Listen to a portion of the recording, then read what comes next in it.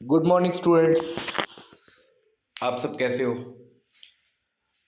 मुझे आशा है कि आप सभी अच्छे होंगे और पढ़ाई कर रहे होगे, स्टडी कर रहे होगे। तो स्टूडेंट्स मेहनत करके लग जाओ। आपको सिलेक्शन लेना है, ये समझ लो। और सिलेक्शन लेने, हरियाणा में सिलेक्शन लेने के लिए हरियाणा जनरल नॉलेज बहुत ज़्यादा ज़रूरी है। और हरियाणा जनरल नॉलेज के ही मैं ये वीडियोस ले रहा हूँ, ठीक है। और आज हम 901 नंबर पे पहुंच चुके हैं। हम रोज 50 क्वेश्चन कर रहे हैं। इस तरीके से देखा जाए तो हम अभी तक 18 वीडियोस बना चुके हैं, 18 लेक्चर्स हम कर चुके हैं। तो आज मेरा 19वां लेक्चर है, ठीक है। तो ये हम स्टार्ट करने जा रहे हैं स्टूडेंट्स। हरियाणा के किस जिले में सबसे अधिक विधानसभा क्षेत्र है? तो हिसार में सबसे अधिक विधानसभा क्षेत्र है। अगर हरियाणा में किसी जिले के अंदर सबसे ज्यादा विधानसभा क्षेत्र की बात की जाए तो हिसार में सबसे अधिक विधानसभा क्षेत्र है। हरियाणा में कुल कितने वन्य जीव अभयारण्य है? तो 8 हरियाणा में वन्य जीव अभयारण्य है, ठीक है, ये ध्यान रखना है। और नेशनल पार्क कितने हैं? वो 2 ही है। एक तो सुल्तानपुर वाला नेशनल पार्क है, एक कालेसर नेशनल पार्क है। कालेसर नेशनल पार्क हमारे जमुनानगर में है और सुल्तानपुर नेशनल पार्क हमारा गुरुग्राम में है।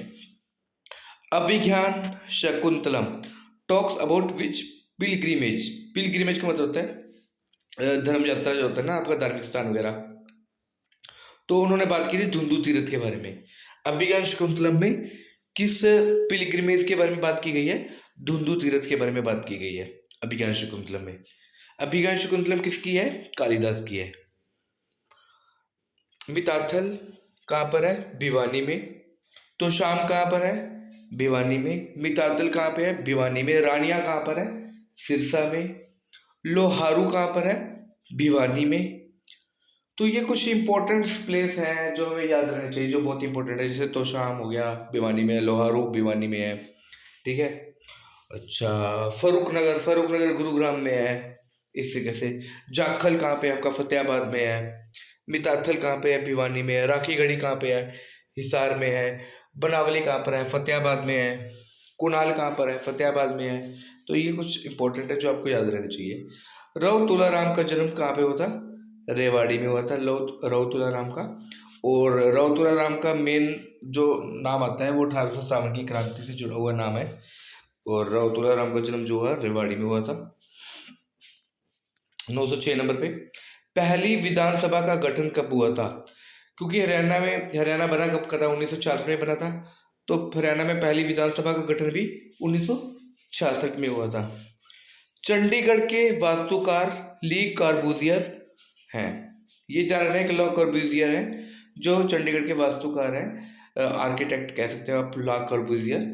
और ये जो है लॉ कॉर्बूजियर वो फ्रांस से हैं।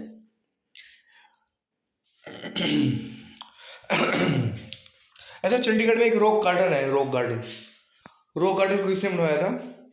नेकचंद सैनी ने, ठीक है ना। 1967 में हरियाणा विधानसभा के पहले चुनाव हुए। तो ये पूछा जा सकता है इंपॉर्टेंट क्वेश्चन कि हरियाणा में पहले विधानसभा चुनाव कब हुए थे? 1967 में हुए थे, क्योंकि 1966 में तो भगवत दयाल शर्मा जी को मतलब हरियाणा की कमान दे दी गई थी। लेकिन एक्चुअल में जो हरियाणा में विधानसभा चुनाव हुए वो पहली बार 1967 में हुए थे। किंगडम ऑफ ड्रीम्स भारत का पहला लाइव एंटरटेनमेंट थिएटर और लीजर लिखा हुआ है, लेजर डेस्टिनेशन है। ये हरियाणा में कहाँ स्थित है? तो गुरुग्राम में है। किंगडम ऑफ ड्रीम्स, केओडी बोल देते हैं इसे शॉर्ट फॉर्म में। तो किंगडम ड्रीम्स में आपके मतलब लाइव थिएटर्स होते हैं, एंटरटेनमेंट्स होते हैं, बच्चों के लिए झूले वगैरह काफ़ी हैं, मतलब अच्छा एंटरटेनमेंट है एक दिन के लिए। तो ये हरियाणा में कहाँ पर है? गुरुग्राम में। हरियाणा का पहला राष्ट्रीय समाचार पत्र कौन सा है? तो हरियाणा का खुद का पहला राष्ट्रीय समाचार पत्र हरिभूमि है। और हरिभूमि कब प्रकाशित हुआ था? 1996 में पहली बार। चंडीगढ़ में प्रसिद्ध रॉक गार्डन का निर्माण किसने करवाया था? मैंने भी आपको बताया भी था, नेकचंद सैनी थे। उन्होंने चंडीगढ़ में जो प्रसिद्ध रॉक गार्डन है उसका निर्माण करवाया था।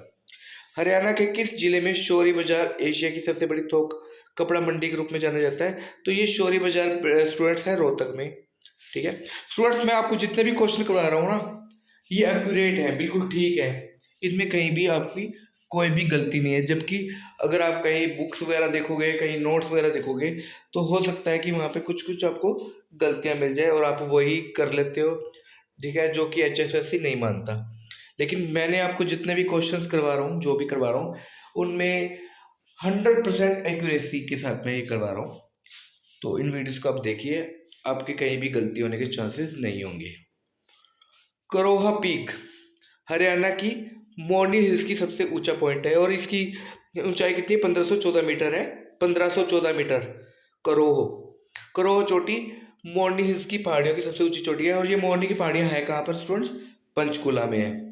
इसे और इन मोरनी हिल्स को हरियाणा का जो है, मतलब आपका, आप इसको हरियाणा का जो आप पहाड़ी एरिया कह सकते हो, आप हिल स्टेशन कह सकते हो हरियाणा का। भारत में सबसे बड़ा हड़प्पा स्थल है राखीगढ़ी। तो राखीगढ़ी सबसे बड़ा हड़प्पा स्थल है जो भारत में पाया जाता है और ये कहाँ पर है, हिसार में है।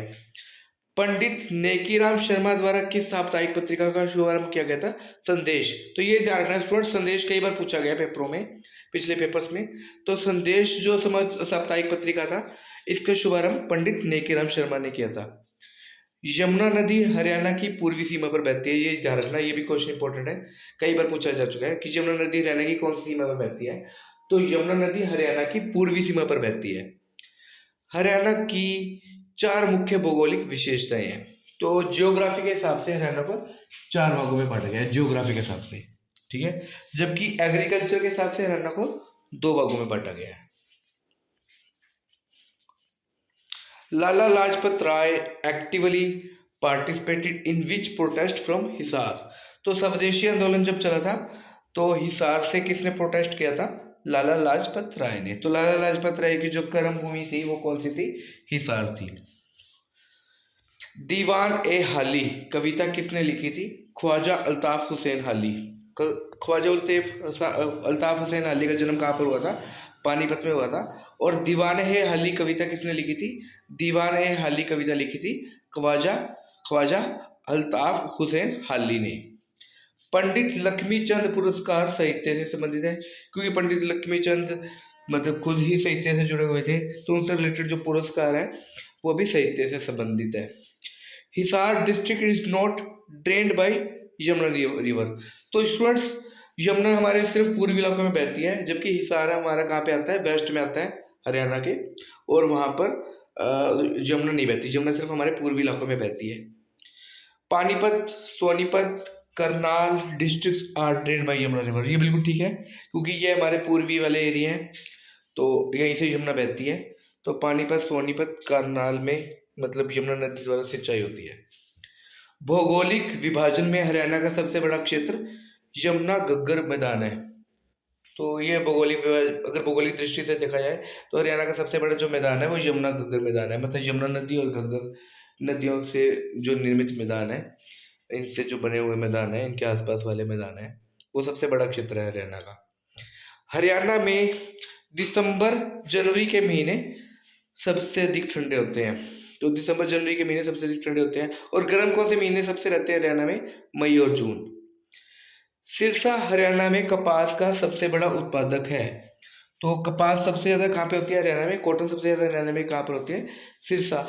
लेकिन फिर भी कॉटन सिटी किसे कहा जाता है स्टूडेंट्स, इंपॉर्टेंट क्वेश्चन है। मान लो पेपर में आ गया कॉटन सिटी कौन सी है हमारी, उसमें सिरसा भी दे रखा है और पलवल भी दे रखा है, और 2 ऑप्शन और भी दे रखे हैं। तो कॉटन सिटी तो हम पलवल को बोलते हैं वैसे, लेकिन असल में सिरसा में हरियाणा में सबसे ज्यादा कपास होती है, कॉटन होती है, ठीक है। अच्छा, गेहूं भी सबसे ज्यादा सिरसा में होती है, चावल सबसे ज्यादा करनाल में होते हैं, धान सबसे ज्यादा करनाल में होती है। सिरसा हरियाणा में गेहूं का सबसे बड़ा उत्पादक है। ये देखो क्वेश्चन आ गया कल भाई, जो मैं अभी बता रहा था आपको। सिरसा हरियाणा में गेहूं का सबसे बड़ा उत्पादक है। वीरेंद्र सहवाग की क्रिकेट अकादमी और स्कूल हरियाणा के किस जिले में स्थित है, तो झज्जर में स्थित है। जो वीरेंद्र सहवाग की खुद की क्रिकेट अकेडमी है और उनका स्कूल भी है, वो हरियाणा में किस जिले में स्थित है, झज्जर में। भारत की प्रसिद्ध बैडमिंटन खिलाड़ी साइना नेहवाल का जन्म कहाँ हुआ था, हिसार। साइना नेहवाल का जन्म भी कहाँ हुआ था, हिसार। भारत की ये प्रसिद्ध बैडमिंटन खिलाड़ी है, साइना नेहवाल का नाम सभी जानते होंगे। तो हरियाणा से ही है साइना नेहवाल, जो बैडमिंटन की खिलाड़ी हैं, और इनका जन्म हरियाणा के हिसार में हुआ था। फरीदाबाद के पास बड़खल झील किस पर्वत श्रृंखला से घिरी हुई है? अरावली। तो ये स्टूडेंट याद रखना, हमारा जो गुड़गांव वाला एरिया है, फरीदाबाद वाला एरिया है, इन सब में जो पहाड़ी एरिया है वो अरावली पर्वत श्रेणी है। हरियाणा में बहने वाली कौन सी नदी हिमाचल प्रदेश के डगशाई से निकलती है? तो ये घग्गर नदी है जो हिमाचल प्रदेश के डगशाई से निकलती है। हरियाणा हरिकेन के नाम से किसे जाना जाता है? तो कपिल देव हैं जो क्रिकेटर रहे हैं, उन्हें हरियाणा हरिकेन के नाम से जाना जाता है। भारतीय सेना की पश्चिमी कमान का मुख्यालय चंडी मंदिर छावनी किस शहर में स्थित है? तो ये पंचकुला सिटी में स्थित है। ठीक है, अगर वहाँ पे आपको ऑप्शन में पंचकुला नहीं मिलता तो चंडीगढ़ आप लिख सकते हो, लेकिन ये चंडी मंदिर जो है, चंडी मंदिर में ही आपका जो है भारतीय पश्चिमी कमान का मुख्यालय है। फरीदाबाद का नाहर सिंह स्टेडियम, फरीदाबाद का नाहर सिंह स्टेडियम किस खेल के लिए प्रसिद्ध है? तो फरीदाबाद का जो नाहर सिंह स्टेडियम है वो क्रिकेट के लिए प्रसिद्ध है, वहाँ पे क्रिकेट खेला जाता है। बिरला समूह द्वारा स्थापित the technological institute of textile and sciences कहाँ स्थित है? भिवानी में स्थित है। तो ये बिरला वालों का समूह है जिसमें मतलब एक जो टेक्नोलॉजिकल इंस्टीट्यूट है और टेक्सटाइल वगैरह साइंसेज के लिए पढ़ाई होती है इसमें, और ये भिवानी में स्थित है। भिवानी में टेक्सटाइल मिल भी है जो 1937 में स्थापित की गई थी। ये स्टूडेंट याद रखने वाली बात है। Built PILT built football stadium Haryana के किस स्थान पर स्थित है? तो बिल्ट फुटबॉल स्टेडियम हरियाणा के यमुनानगर में स्थित है स्टूडेंट्स। Important question. राष्ट्रीय विद्युत प्रशिक्षण संस्थान NPTI, एन से हो गया नेशनल, P से हो गया पावर, T से ट्रेनिंग और I से इंस्टीट्यूट। तो इसका मुख्यालय कहाँ पर है? इसका मुख्यालय आपका फरीदाबाद में है। भगत फूल सिंह महिला विश्वविद्यालय सोनीपत में स्थित है। ठीक है, ये आप कह सकते हो कि हरियाणा का पहला मतलब वुमेन्स का वुमेन्स के लिए कॉलेज है, यूनिवर्सिटी है, पहली वुमेन यूनिवर्सिटी है जो हरियाणा की है, वो भगत फूल सिंह महिला विश्वविद्यालय है। हरियाणा में किस कंपनी की ट्रैक्टर इकाई को सरकार द्वारा बंद कर दिया गया है? तो HMT जो है ये कंपनी थी जो ट्रैक्टर बनाती थी, और अब इसको बंद कर दिया गया है HMT को। दिल्ली से गुरुग्राम एक्सप्रेसवे किस राष्ट्रीय राजमार्ग का हिस्सा है? तो ये NH8 का हिस्सा है। जब हम दिल्ली से गुरुग्राम जाएं तो कौन सा एक्सप्रेसवे पड़ता है? NH8। जींद में जयंती देवी मंदिर का निर्माण किसने करवाया था? पहली बार जींद का नाम किस पे पड़ा था? ठीक है, जयंती देवी के नाम पे पड़ा था जींद का नाम। तो जींद में जयंती देवी मंदिर का निर्माण किसने करवाया था? पांडवों ने करवाया था।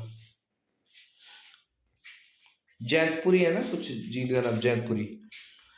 941 आधार कार्ड का प्रबंधन करने वाली भारतीय विशिष्ट पहचान प्राधिकरण UIDAI का डाटा सेंटर हरियाणा के किस शहर में है? तो ये मानेसर में है। ठीक है, तो आधार कार्ड का प्रबंधन करने वाली भारतीय विशिष्ट पहचान प्राधिकरण, जिसका फुल फॉर्म, जिसकी हमारी शॉर्ट फॉर्म है, एब्रीविएशन है UAIDAI। तो इसका डाटा सेंटर हरियाणा में किस स्थान पे है? इसके सेंटर हरियाणा में मानेसर में है, मानेसर में। गणगौर का त्योहार मार्च अप्रैल के महीने में मनाया जाता है। तो हरियाणा में गणगौर का त्योहार कब मनाया जाता है? मार्च अप्रैल में। हरियाणा राज्य में राज्यसभा के सदस्य कितने हैं? 5, और लोकसभा के सदस्य कितने हैं? 10, और विधानसभा के सदस्य कितने हैं? 90।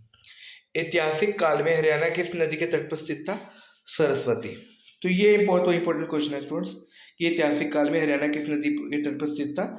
सरस्वती नदी के किनारे पर स्थित था। निम्नलिखित में से किसे भारत छोड़ो आंदोलन में भाग लेने के लिए गिरफ्तार किया गया था? चौधरी देवीलाल को भारत छोड़ो आंदोलन में भाग लेने के लिए गिरफ्तार किया गया था, चौधरी देवीलाल। ठीक है, बहुत ही आपके इंपॉर्टेंट नेता थे हरियाणा के। मज्जिमा निकाय और दिव्यावदान बौद्ध सीखते हैं। तो मज्जिमा निकाय में भी बौद्ध धर्म का वर्णन है और दिव्यावदान में भी बौद्ध धर्म का वर्णन है, दोनों ही बौद्ध साहित्य हैं। Manganese is not found in Haryana. Manganese वैसे हरियाणा में पाया नहीं जाता, लेकिन कई बार ना क्वेश्चन में आ जाता है, तो मैंगनीज आपका महेंद्रगढ़ में पाया जाता है अगर आ भी जाए तो। ठीक है, Anantpur dam is also known as gravity dam. तो ये जो अनंतपुर डैम है इसी को हम बांध भी बोलते हैं, और इंग्लिश में बोला जाए तो ग्रेविटी डैम बोलते हैं। तो ये बहुत ही इंपॉर्टेंट क्वेश्चन है स्टूडेंट अनंतपुर डैम के बारे में। तो अनंतपुर डैम किस टाइप का डैम है? आपका जो ये ग्रेविटी डैम है, और ये इम्पोर्टेंट भी है। तो स्टूडेंट्स आज के लिए इतना ही। मेरे वीडियोस को शेयर करते रहिए, सब्सक्राइब करते रहिए। आपका फ़ायदा मेरा फ़ायदा। Thank you very much.